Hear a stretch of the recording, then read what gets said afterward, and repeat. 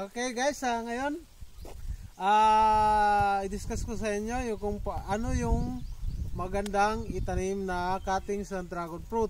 Yung magandang itanim na cuttings ng dragon fruit. Bata. Okay, dito tayo. Yung kuhan ngayon, ipakita ko sa inyo yung mga cuttings na bagong-bago.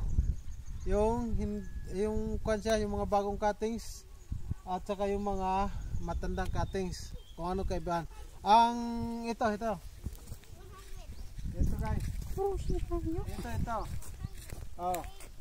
Diba mas bata siya. Kaya nagkaroon siya kaagad ng mga sanga. I-focus mo nga dito, Inday, dito yung kwan. Oh, ito, marami na siyang sanga. Kasi mas bata siya. Ikumpara natin dito sa ito. Mga matanda.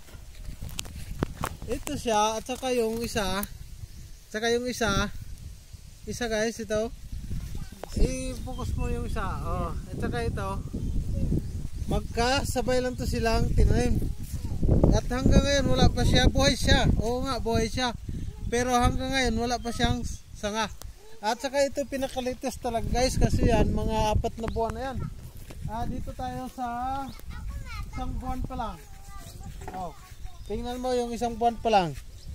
Na batang-bata talaga na cutting. So tingnan mo, wala pa siyang 1 buwan o mag 1 buwan pa lang. Grabe na yung kuha niya, sanga niya. Mas maganda ganito talaga tanim guys. Yung mga green pa siya na yung mga bata pa.